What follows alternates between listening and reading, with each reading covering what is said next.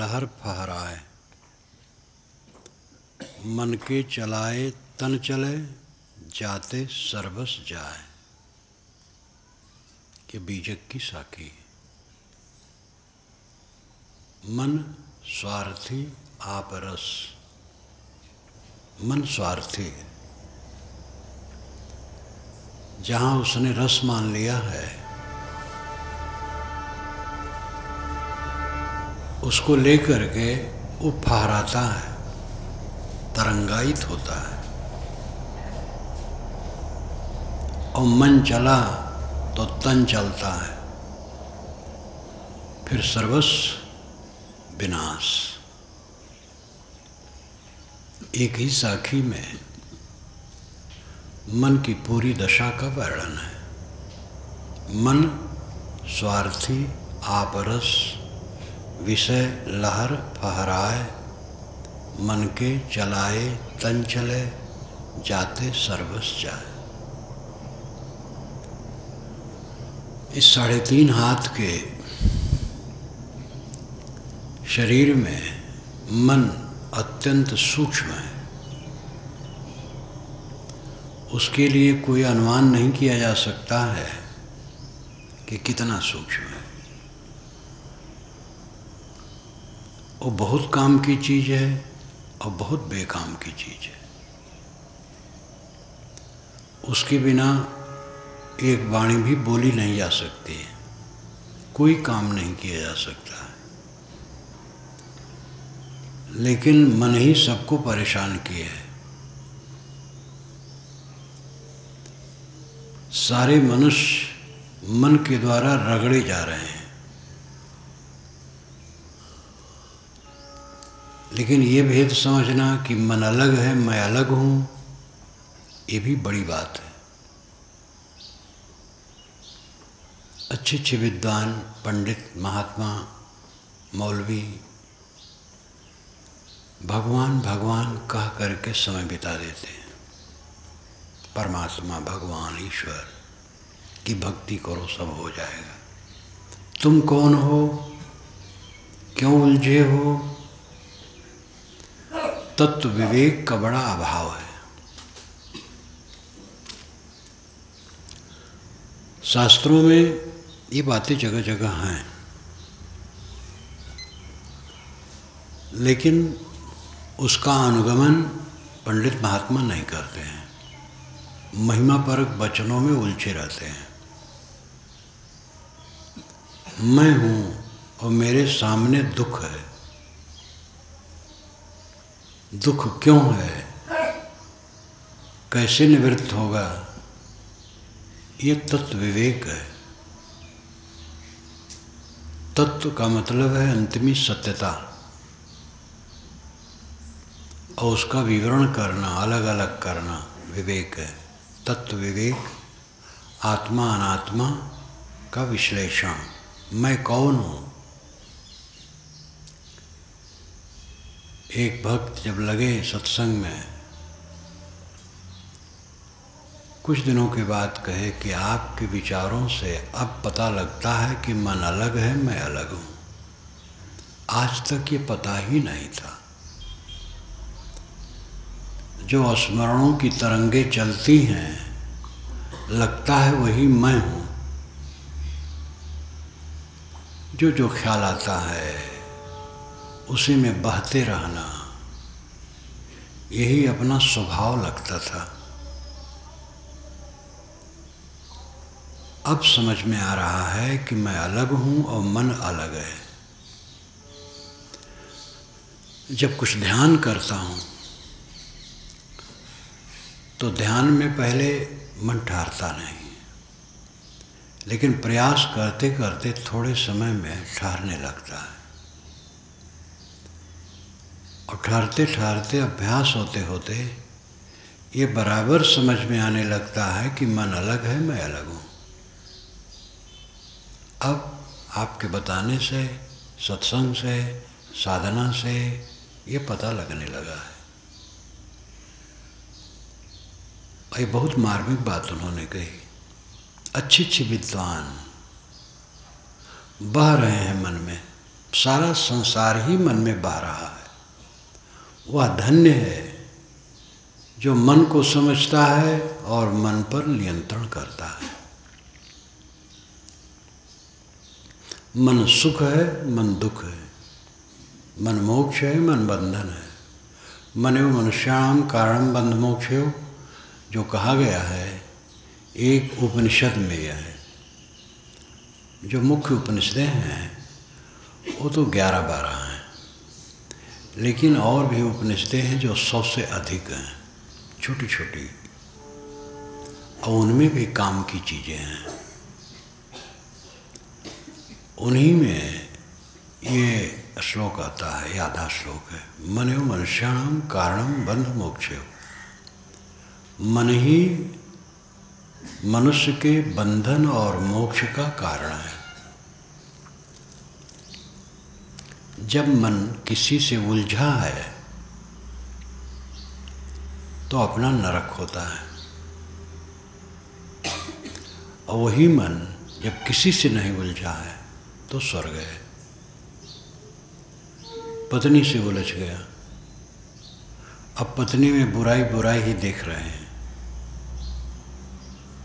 वो दिन भर सेवा में लगी रहती है, सब काम करती है,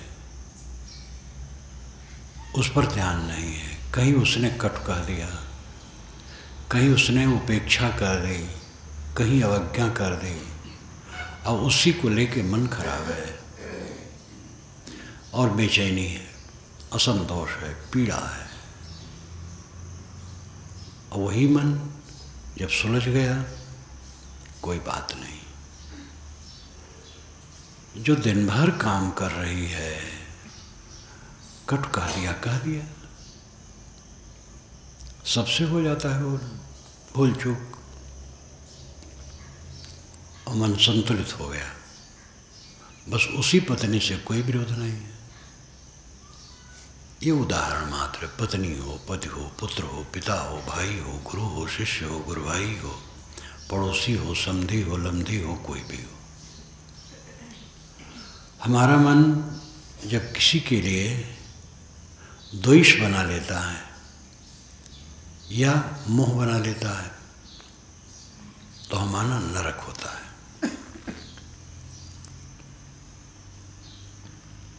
और किसी से वो विरोध नहीं करता है, किसी में मोह नहीं बनाता है, किसी में बैर नहीं बनाता है, तो हमारे जीवन में स्वर्ग होता है। वैर का कारण मोह है। मोह न हो तो वैर नहीं होता है। द्वेष का कारण राग है।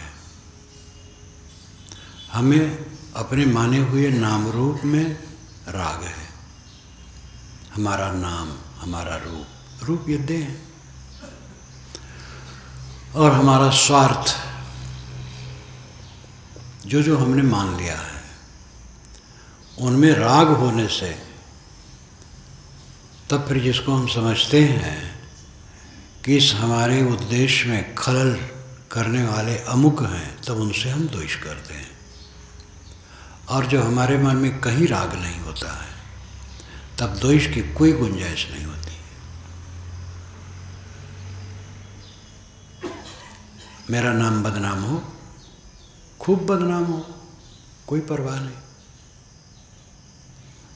हम करते क्या हैं इस पर ध्यान होना चाहिए। हम सही हैं, बदनाम होना कोई अड़चन नहीं। और हम गंदे हैं और हमारी आरती उतारी जा रही है और सद्गुरु कहा जा रहा है, तो क्या मतलब है?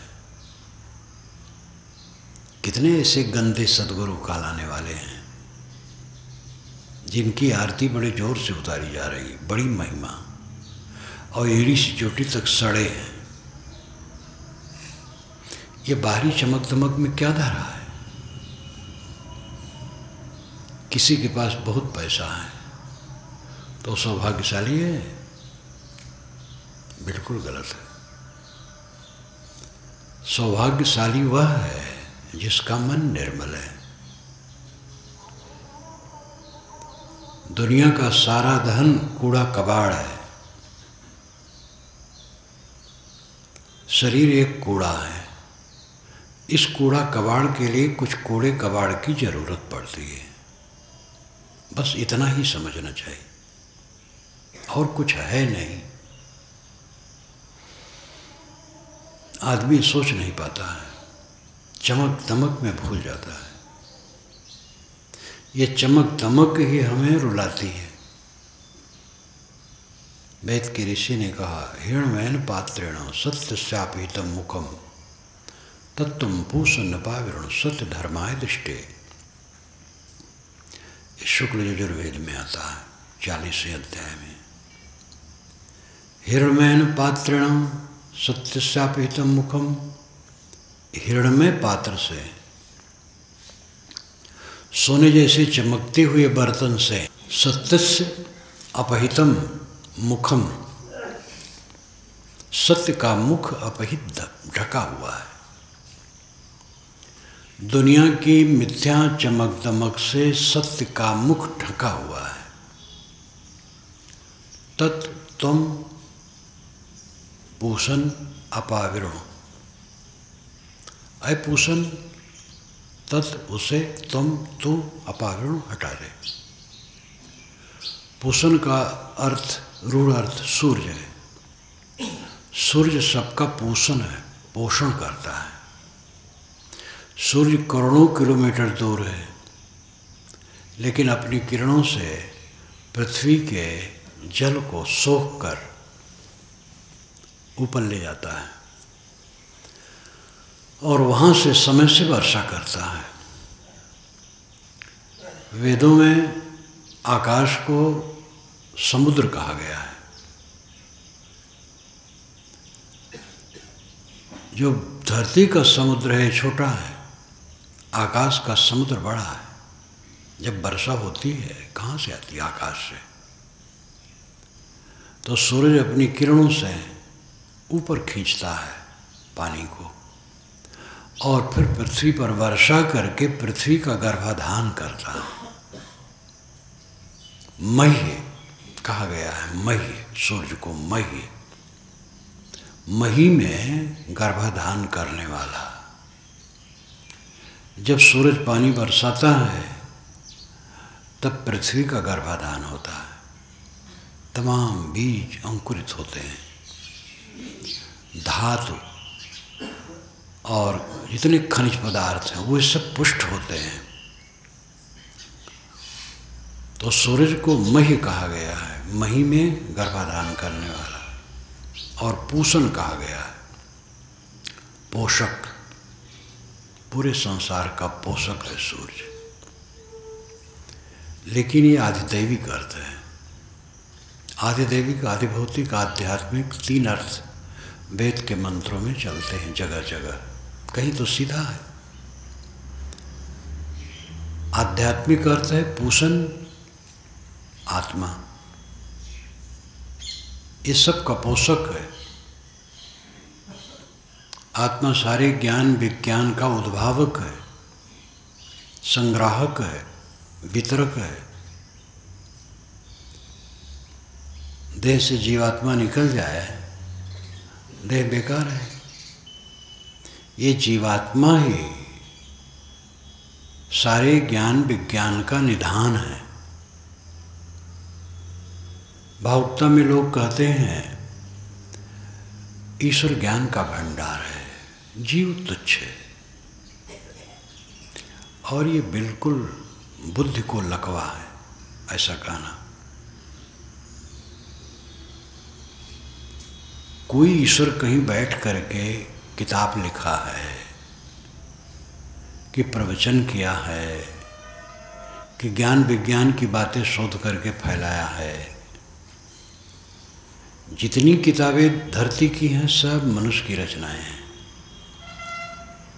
सारे प्रवचन मनुष्य के हैं, सारे ज्ञान विज्ञान मनुष्य की देन है। और इसको इतना भूल जाना कि मनुष्य तो तुच्छ है, तो श्रेष्ठ कौन है? ये भ्रम है कि मनुष्य तुच्छ है। मनुष्य महान है। ज्ञान विज्ञान का केंद्र मनुष्य है। मनुष्य के अलावा कोई भी ज्ञान विज्ञान का केंद्र नहीं है। धरती में तेल का स्रोत है, जल का स्रोत है, खनिज पदार्थ बहुत हैं, धातु कितने हैं, कोयला है, पत्थर है, सब कुछ धरती से निकलता है। सबकी उत्पत्ति धरती, सब जीवन प्रतिपाल, ये साहब की आदिशा की।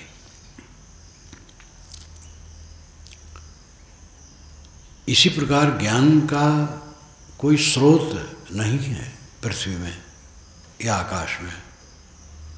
ज्ञान विज्ञान का मूल मनुष्य है। इस बात को भी शास्त्रों में जगह जगह कहा गया है, लेकिन विद्वानों का ध्यान उस पर नहीं है। महिमा परक है। भक्तों को भावुक बनाना और सस्ते में सब काम करना कराना, आचरण शिथिल है तो भी कोई हर्ज नहीं है। ऐसा काम बहुत किया जाता है, आज भी किया जाता है। ये धोखाधड़ी। पूषण ये जीवात्मा है। तत्त्वं पूषण अपावरणु। अवर्थ कितना सार्थक यह है। हिरणमयन पात्रेण सत्यस्यापहितं मुखम। सोने जैसे चमकते बर्तन से सत्य का मुख ढका है। तत्व तुम, उसे तुम अपावरण हटा दे। पूषण कौन पूषण? सूरज हटा देगा? सूरज पूषण है आकाश में, वो भौतिक पदार्थों के लिए सहयोगी है, लेकिन हमारे माया मोह के चमक दमक के बर्तन को सूरज नहीं हटा पाएगा। ये आत्मा पोषण है, ज्ञान विज्ञान का पोषक है, उद्भावक है।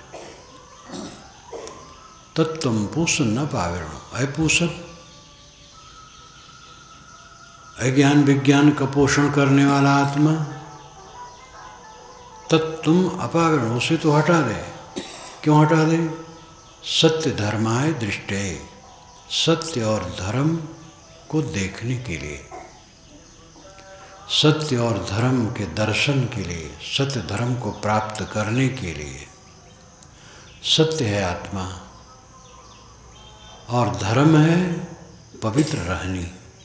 कहाँ कबीर सत सुकृत मिले तो बहुर न झूले आन।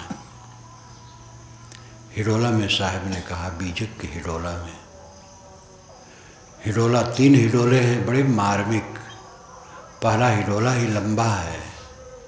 शश सूर रैन शारदी तहाँ तत्व परले नाए, काल अकाल परले नहीं तहाँ संत बिरले जाए। जहाँ शश और सूर नहीं है, चाँद और सूरज नहीं है, तत्व नहीं है, परले नहीं है, काल अकाल नहीं है, ऋतु नहीं है, वहाँ कोई बिरले संत जाते हैं। तो क्या है? अपना आत्मा, चेतन आत्मा, उसमें जड़ प्रकृति नहीं है। ये कल्पना करना कोई लोक है, अमर लोक, वहाँ तत्व प्रकृति नहीं है। तत्व प्रकृति के बिना लोक कैसे होगा? सारा लोक तत्व प्रकृति से रचित है, और जो रचित है वो क्षरित है, क्षीण होता है। वो स्थिर कहाँ है? आत्मलोक ही वो लोक है। तस्याम आत्मायम लोकः। ज्ञानी का आत्मा ही अपना लोक है, और उसमें चांद सूरज नहीं है, दुनिया नहीं है। ध्यान का अंतिम फल यही है, आत्मा में स्थित हो जाना, जहाँ दुनिया नहीं है, मन नहीं है, तन नहीं है, तत्व प्रकृति नहीं है, शश सूर नहीं है, ऋतु नहीं है, कुछ नहीं है। सारे दृश्यों का अंत, अपना पद, अपनी स्थिति, अपना अमरलोक, सतलोक,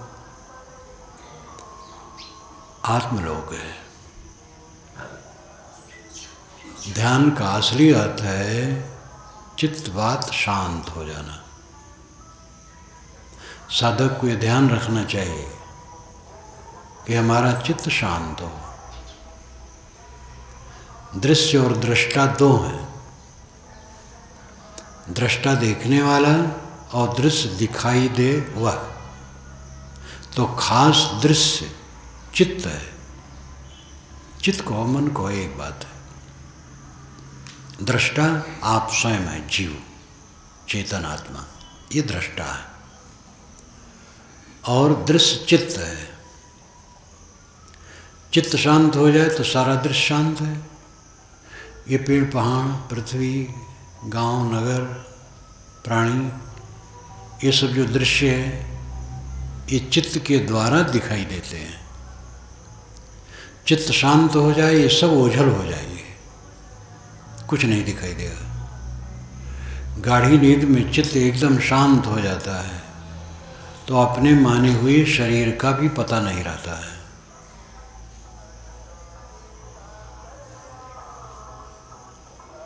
देह और संसार आत्मा में नहीं, चित्त द्वारा ये सब प्रतीत होते हैं। ध्यान का मुख्य विषय यही है कि चित्त अपने वश में हो। चित्त से काम लेना है, खेत गोड़ना है, बीज बोना है, धान काटना है और काम करना है, मकान बनाना है, रास्ता चलना है, पुस्तक लिखना है, भोजन बनाना है।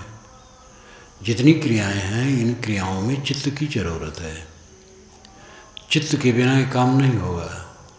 चित्त से, मन से हम ख्याल करते हैं, उन वस्तुओं की याद करते हैं, उनका संग्रह करते हैं, संपादन करते हैं, सब काम होता है।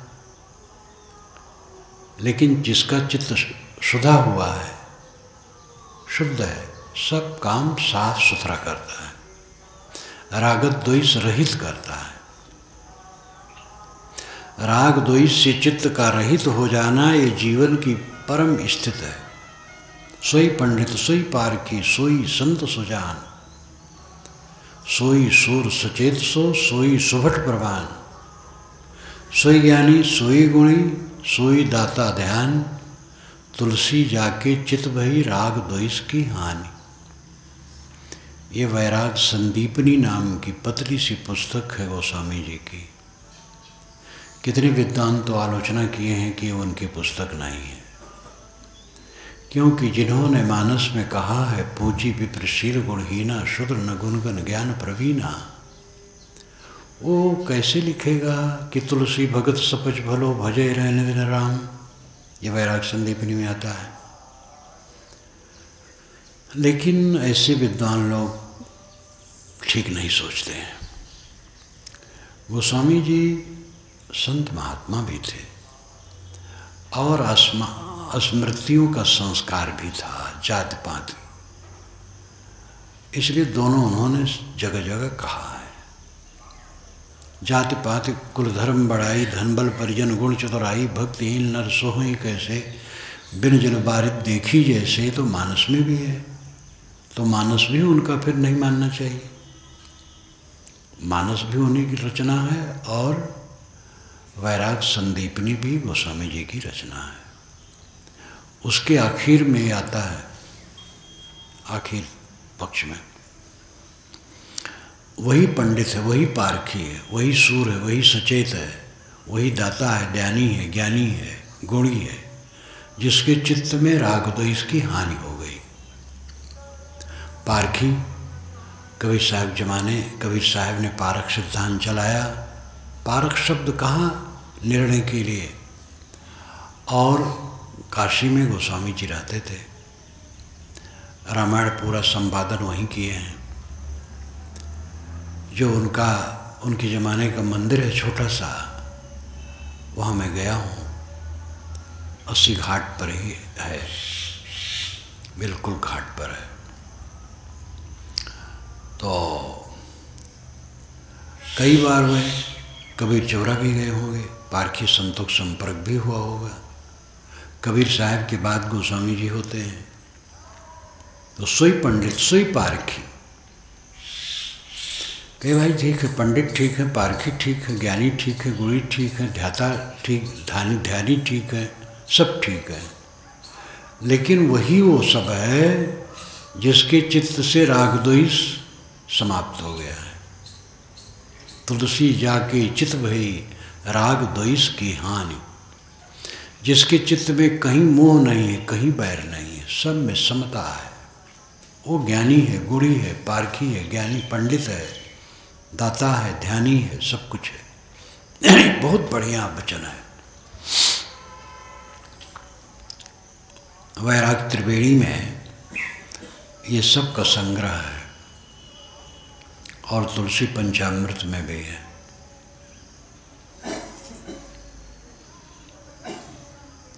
चित्त से काम करना है, चित्त राग द्वेष से बिल्कुल निवृत्त होना चाहिए। हमें पीड़ा कहाँ है? राग द्वेष में। भोजन नहीं मिलता है तो पीड़ा है, ऐसी बात नहीं, भोजन सबको मिलता है। कपड़े नहीं मिलते हैं, ऐसी भी बात नहीं, कपड़े भी मिलते हैं।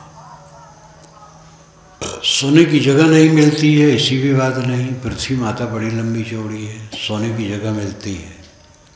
दुखी क्यों है? चित्त राग द्वेष में लिप्त है। अगर कोई भक्त हो जाए, साधु हो जाए, दीक्षा ले लेना और कपड़ा पहन लेना तो बहुत सरल होता है। राग द्वेष की निवृत्ति ये सब का मतलब है।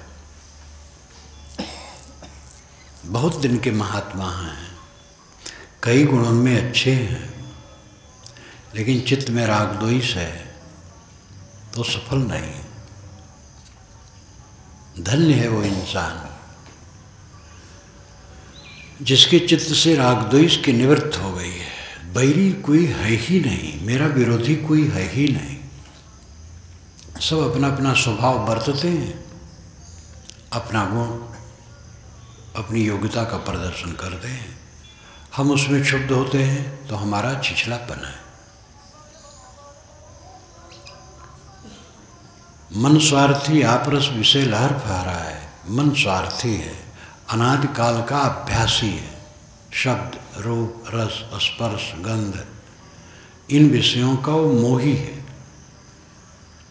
और जहाँ जहाँ ज़्यादा आसक्ति है उसी के लहर में वो फहराता है। जैसे ध्वजा, ध्वजा पताका आकाश में उसके कपड़े लहराते हैं हवा से, वैसे मनुष्य का मन विषयों की वासना से लहराता रहता है। और लहराते लहराते ज़्यादा लहराया तो तन गया। मन की चलाए तन चले, जाते सर्वस जाए। मन गया तन गया, वह सब डूब गया। धन खोया तो कुछ नहीं खोया, स्वास्थ्य खोया तो कुछ खोया, लेकिन चरित्र खोया तो सर्वस्व विनाश हुआ। इसलिए अपने चरित्र को संभालो। नवयुवक बचपन से ही ब्रह्मचर्य पालन करें। ये सब की सीख घर में नहीं दी जाती है। आजकल तो टीबी का रोग है, मोबाइल का भयंकर रोग है। मोबाइल काम की चीज़ है, लेकिन इसका दुरुपयोग बहुत कर रहे हैं लोग। बच्चे ब्रह्मचर्य का पालन करें। कौन माता पिता अपने बच्चों को ब्रह्मचर्य की सीख देता है? और माता पिता स्वयं ब्रह्मचारी रहे। जब उनके बच्चे हो गए तो अब विषयी पामर बने बैठे हैं, उसी नरक में पड़े हैं रात दिन। कौन विवेक है? कितने बच्चों को अपने माँ बाप से घृणा जो होती है उसमें भी कारण होता है। बच्चे जान गए, समझदार हो गए, और उनके सामने माँ बाप राग रंग वाले हैं तो उनको अंदर से घृणा हो जाती है उनसे। चाहे वो स्वयं भी आगे चल करके इससे भी खराब करें, लेकिन दूसरे को दोस्त तो दिखाई देता है, अपना दिखाई नहीं देता है। इसीलिए जब संतान हो जाए तब गृहस्थ को चाहिए दोनों ब्रह्मचारी बन जाए, संयम से रहे। उसका प्रभाव बच्चों पर अच्छा पड़ेगा। बच्चों को जो हम सीख देना चाहते हैं वो आचरण हमारे में होना चाहिए।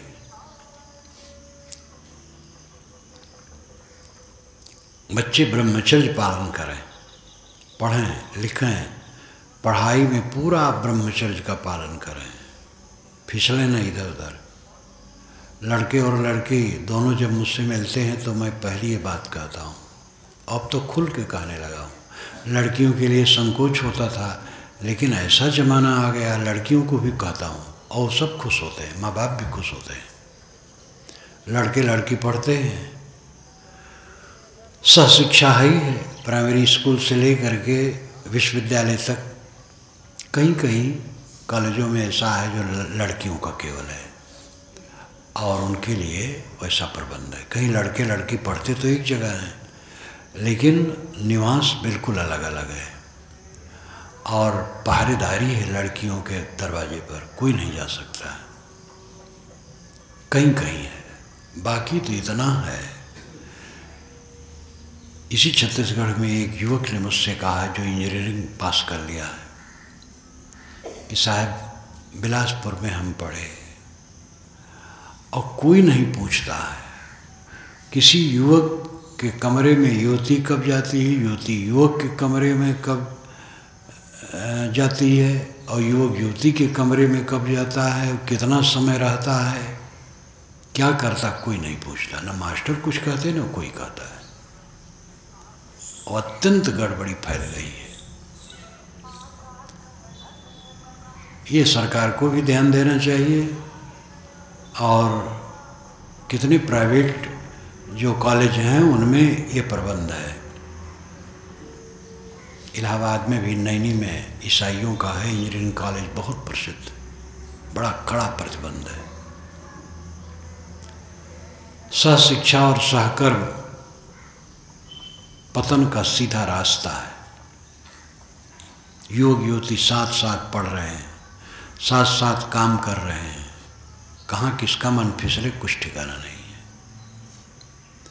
अब इसमें अपने को संभालना जरूरी है, इसको रोका नहीं जा सकता है। सहशिक्षा रुक नहीं सकती, सहकर्म रुक नहीं सकता।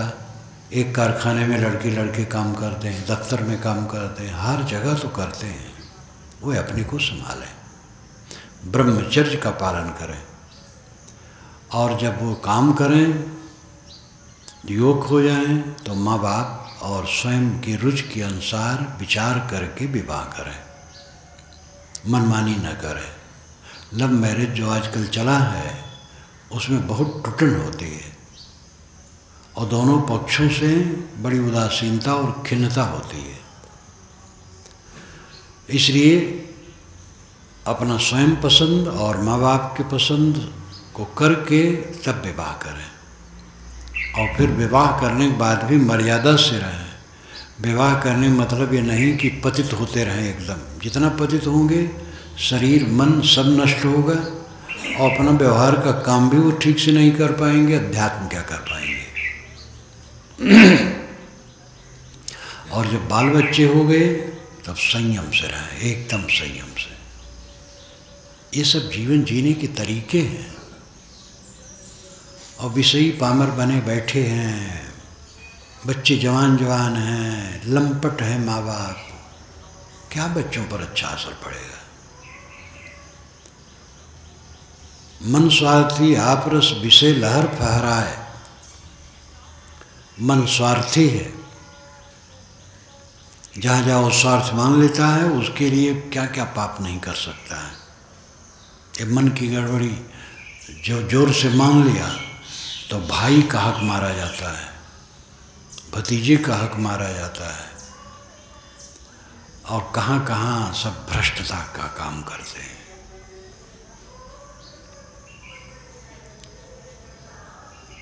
तन गया मन गया, सर्वस्व नष्ट हुआ। तन मन को संभाल के रखो। बहुत संवेदनशील जीवन है, और जीवन को हम खिलवाड़ समझते हैं। जो पाए खा लिए, जो पाए पी लिए, जैसा बोल दिए, जैसे काम कर रहे हैं, जैसी संगत को संगत है उसमें बह रहे हैं। क्या जीवन है। खाने में पीने में सावधानी, क्या खाना चाहिए, क्या पीना चाहिए, ये अकल रखना चाहिए। कब खाना चाहिए, कितना खाना चाहिए, ये समझ होनी चाहिए। ये मन और तन हमारे कल्याण के साधन हैं। इनको हम संभाल के रखें, संयम में रखें, अंतर्मुख हों, अंतर संतुष्ट हों, इसके लिए बिल्कुल उसका उल्टा, जितना बन सके मन को बहाओ, तन को बहाओ। अच्छे अच्छे विद्वानों ने काम शास्त्र की रचना की है और काम शास्त्र विद्यालय में भी पढ़ाने की योजना चलती है। बीच बीच में रुकती है, विचारक रोकते हैं। विदेशों में पढ़ाया जाता है, कई देशों में, यहाँ भी होता है लागू की जाए तो। कई ऐसे तो हैं समाजशास्त्री जो विवाह को अपराध मानते हैं। विवाह अपराध है। विवाह क्या, आदमी स्वच्छंद रहे जानवर की तरह। लेकिन ये सब महापापपूर्ण है। विवाह एक मर्यादा है और उसके बिना समाज भ्रष्ट हो जाएगा। विवाह में संयमित इंसान हो जाता है, पर स्त्री से परहेज, पर पुरुष से परहेज। जैसे साधु को नारी मात्र से दूर रहना चाहिए और साधिकाओं को पुरुष मात्र से दूर रहना चाहिए, वैसे गृहस्थों को पर स्त्री से और पर पुरुष से दूर रहना चाहिए। गृहस्थी विरक्ति दो ही धारा है, दोनों साधक हैं। गृहस्थ का मतलब थोड़ा है कि पतित होते रहे। गृहस्थ तो आदमी इसीलिए बना क्योंकि वो समझता था कि हम अपने को संभाल नहीं पाएंगे, तो अच्छा किया गृहस्थ बना। न गृहस्थ बनता, समाज में भ्रष्टता फैलाता तो कितना खराब होता। जिस आंगिक आकर्षण का व्यामोह था, विवाह के बाद वो समझ में आ गया। योग को युवती से, युवती को युवक से आंगिक संपर्क की चेष्टा होती है और विवाह हुआ, इकट्ठे हुए, समझ लिए यही है, तब उससे ऊपर उठना चाहिए। एक मलिनता है, एक छीड़ता है, एक वासना है, जीव का बंधन है, ये सब समझ में आना चाहिए और धीरे धीरे अपने को उठाना चाहिए विकारों से।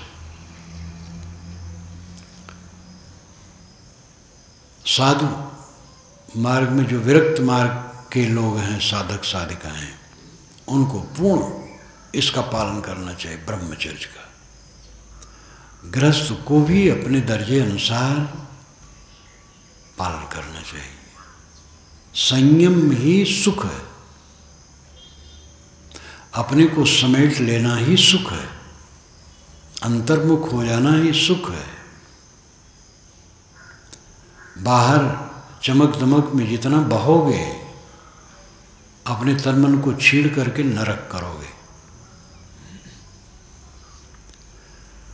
जितना अपने को संभालोगे, सच्चे अर्थ में सुखी रहोगे।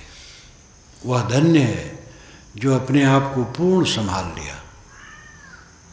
और ये भी धीरे धीरे होता है, कोई साधक घबराए ना। कुछ साधक घबरा जाते हैं कि हम चाहते मन ठीक रहे लेकिन मन गलत पे चला जाता है। एक तो आरंभ में उतनी शक्ति नहीं रहती, सावधानी नहीं रहती है, और दूसरी अगर वो बहुत दिनों का अभ्यासी है और फिर भी इस प्रकार मन चलता है तो उसकी साधना में सशक्तता नहीं है। सशक्त चित्त से जो साधना करेगा सफल जल्दी होगा। मन का निर्विषय रहना, प्रशांत रहना, स्वस्थ रहना, ये जीवन की बहुत बड़ी उपलब्धि है। उस तरफ सबको चलना चाहिए। जितना जो चल लेंगे उतना सुखी रहेंगे। गणित की तरह है। असली धर्म यही है। और धर्म विश्वास मात्र नहीं है। संप्रदाय की बातें विश्वास मात्र है। कोई अमुक को देवता मानता है, अमुक को अवतार मानता है, अमुक को पैगंबर मानता है, अमुक को अलौकिक मानता है। अनेक प्रकार के ईश्वरों की कल्पना, देवताओं की कल्पना, अमुक पूजा पाठ से उद्धार की कल्पना, ये संप्रदाय की बात है। लेकिन मन और उसका संयम और आत्मस्थित, ये संप्रदाय की बात नहीं है।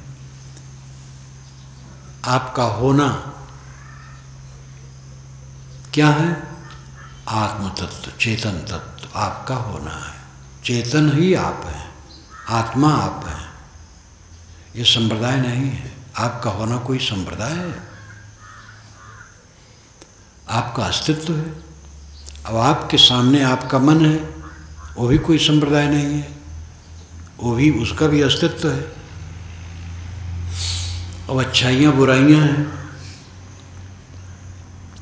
उनका भी अस्तित्व है। उन्हीं को संभालो, मन को संभालो, संयत करो, अंतर्मुख करो, अंतर संतुष्ट हो। ये कोई संप्रदाय नहीं है। ये सार्वभौमिक सत्यता है। सद्गुरु ने इसी को लक्ष्य लेकर के कहा है, समझे की गति एक है, जिन समझा सब ठौर, काहे कबीर ये बीच के बल कहीं और के और। जितने समझदार हैं सबकी गति एक है। गति कहते हैं ज्ञान को, गति कहते हैं गमन को, चलने को, गति कहते हैं प्राप्ति को, गति कहते हैं मोक्ष को। समझे की गति एक है। जिन्होंने ठीक से समझ लिया उनकी दशा एक है। समझे की गति एक है, जिन समझा सब ठौर। सब जगह जो जानने योग्य है कल्याण के लिए, वो सब ठीक से समझ लिया तो सबकी दशा एक रहेगी। कहीं कबीर ये बीच के बल कहीं और के और। कबीर साहब कहते हैं ये बीच के लोग और को और बकवास करते हैं, नहीं समझते हैं। कोई राम को, कोई रहीम को लेकर के झगड़ा करता है। और असलियत है मन को ठीक करना। परिवर्तन जीवन में आना। रूमी साहब की जीवन चरित्र में बात आती है। एक मुस्लिम बादशाह, मुस्लिम देश के वो थे, मुस्लिम बादशाह जिसने आश्रय दिया था और विद्यालय कायम किया था। कुछ दिनों के बाद उसने पूछा, कहा कि आप उपदेश तो करते हैं, इतने दिनों से पढ़ाते हैं धर्म की बात, अनुगामियों में मैं कोई परिवर्तन नहीं देखता हूँ। इससे रूमी साहब काफ़ी आहत हुए थे। उन्होंने भी महसूस किया था कि मैं जिनको पढ़ाता हूँ उनमें परिवर्तन नहीं। उनके लिए वो आपस में राग द्वेष करते हैं। आगे चल कर के रूमी साहब को इतनी वितृष्णा हो गई तो उन्होंने शिष्य बनाना ही छोड़ दिया, दीक्षा देना ही छोड़ दिया। अब ये बात कोई संप्रदाय की है? कोई संप्रदाय की नहीं।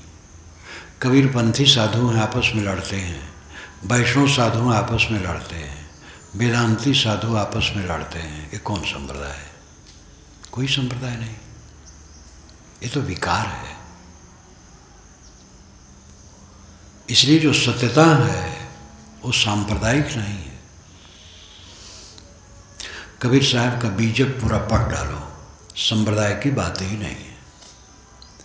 एक प्रोफेसर ने कहा था, जब मेरी बीजक व्याख्या दोनों खंड उसके पास गई और पढ़ा, फिर मुझसे मिलने आया। वो हिंदी विभागाध्यक्ष था कॉलेज में। कहा साहब बीजक में तो कुछ स्थापना किया ही नहीं गया है, जो है वो कहा गया है। यद्यपि वे सगुणवादी ज़्यादा थे, मूर्ति पूजक थे और अपने को मानते थे कि मैं सगुणवादी हूँ, लेकिन वो गदगद होकर के कहे बीजक व्याख्या दोनों खंड जब जितना भी पढ़ पाए हों, विद्वान लोग थोड़ा भी पढ़ के समझ जाता है रंग ढंग, मुझे विश्वास है कि वो पूरा पढ़ नहीं पाए होंगे, तो भी वो जितना देखे उससे उसके आधार पर उन्होंने कहा कि बीजक में तो कुछ स्थापना ही नहीं किया गया है, जो है सो कहा गया है। ये उनकी आवाज़ है, यही वास्तविकता है। कबीर न अपने को अवतार मानते न दूसरे को अवतार मानते हैं, न उनका रूढ़ ईश्वर है न और कुछ मान्यता है। सारे जंजाल का खंडन और आत्मबोध, आत्मशोध, सीधी सीधी बात।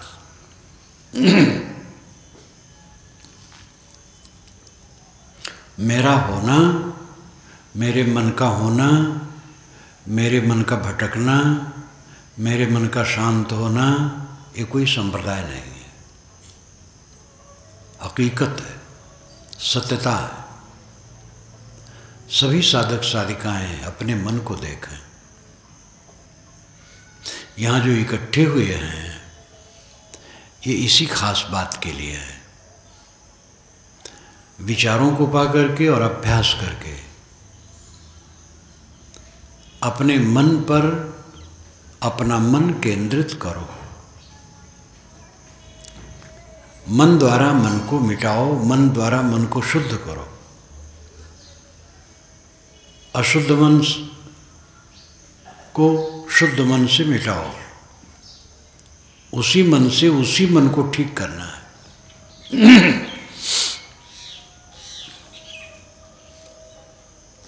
साधक का ऐसा अभ्यास होना चाहिए कि सब समय वो मन को देखता रहे। जब आप ध्यानाभ्यासी होंगे और ये लक्ष्य रहेगा कि हमारा चित्त शुद्ध और एकाग्र हो, तो धीरे धीरे सफलता मिलेगी और आगे चल कर के उठते बैठते काम धंधा करते मन पर ख्याल रहेगा।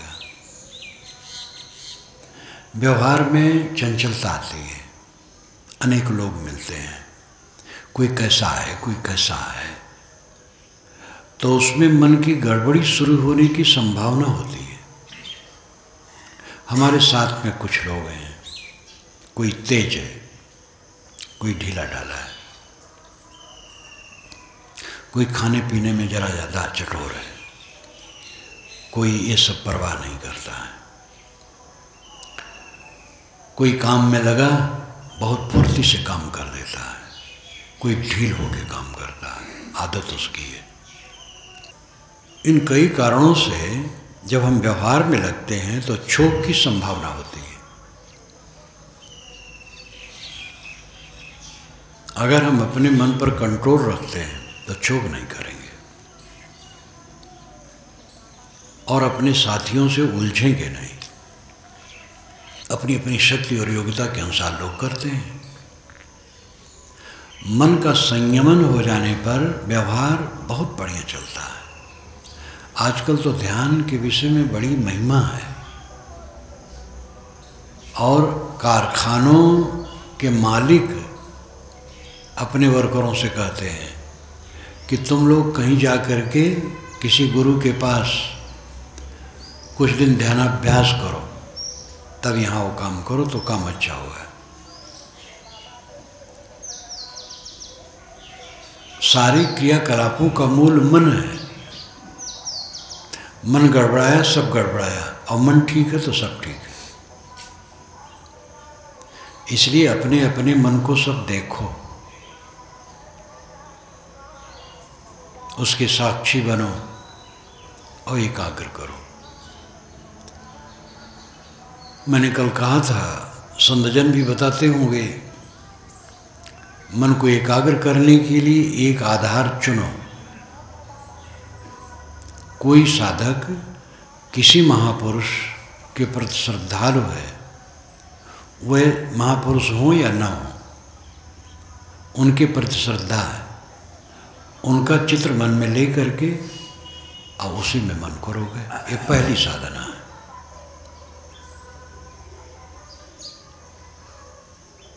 बंद आंखों में अंधकार प्रकाश, मिलित अंधकार प्रकाश, जो भी दिखाई दे, अपने तरफ से कल्पना कुछ न करो। बंद आंखों में जो दिखाई दे उसी में मन को एकाग्र करो और कुछ न सोचो। ये दृष्टि योग है। सांस अपने आप आती जाती है, सांस पर मन रहो और कुछ न सोचो। सांस का ख्याल करो, सांस आ रही है जा रही है, आ रही है जा रही है। इसी खूंटे पर मन को बांधो। ये सब एकाग्र करने के साधन है। अंतिम में साक्षी भाव है। कोई कल्पना न करो, किसी चित्र को न लो, मन को देखो। मन क्या करता है, क्या सोचता है, और उसको निरस्त करो। लक्ष्य ये रखो कि मन कुछ न सोचे, मन कोई ख्याल ना लाए। ख्याल आ जाते हैं, छोड़ दो, छोड़ते जाओ, छोड़ते जाओ, छोड़ते जाओ। नदी के तट पर बैठे हो, नदी की तरंगों को देखते हो, बहते नहीं हो, केवल देखते हो।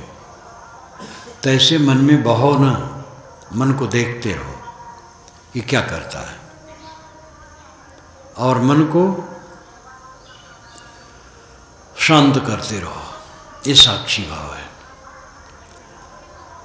सब मैं इसलिए कह देता हूँ कि इसमें अनेक पात्र हैं। इसमें पुराने साधक भी हैं जो दृष्टि योग, स्वर योग इत्यादि नहीं करेंगे, साक्षी भाव में रहेंगे, और नए भी हैं। तो जो जिनके अनुकूल हो उस लक्ष्य को लेकर के मन को ठहराओ।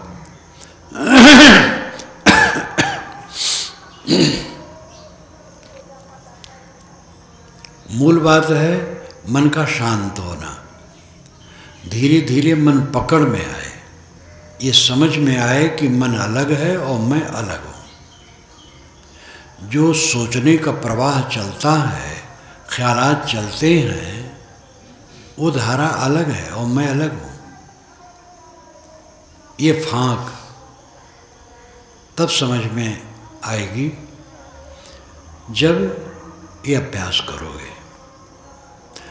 हर इंसान तो हरदम मन में बहता है, मैं अलग हूँ, मन अलग है, उसको ख्याल ही नहीं है। सोचना ही समझता है यही जीवन है।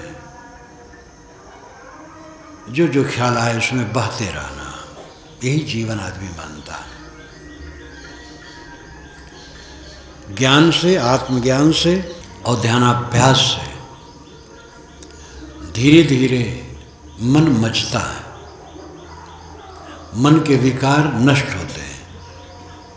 काम, क्रोध, लोभ, मोह, राग, द्वेष, ये मन के विकार हैं और यही नरक है। ये लक्ष्य में रखो और इनको मारो, विकारों को शांत करो और प्रशांत हो करके मन को देखो। कोई साधक घबराए ना।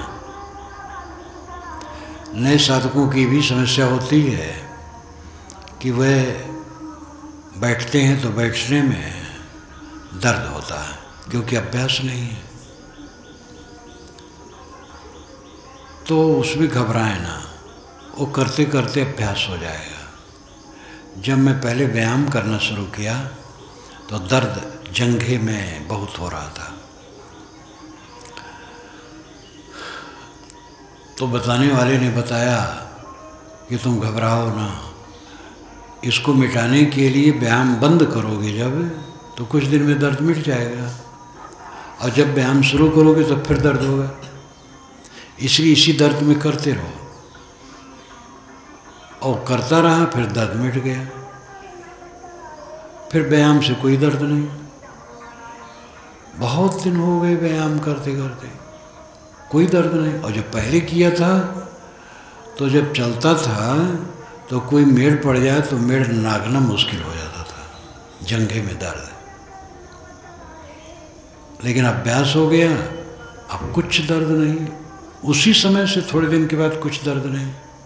ऐसे जो पलथी मार करके ज़्यादा देर तक नहीं बैठे हैं तो उनको दर्द होगा, लेकिन घबराएं ना, उसके भी साक्षी हो जाएं और उदास उससे रहें, और धीरे धीरे अभ्यास हो जाएगा, फिर कोई कष्ट नहीं होगा।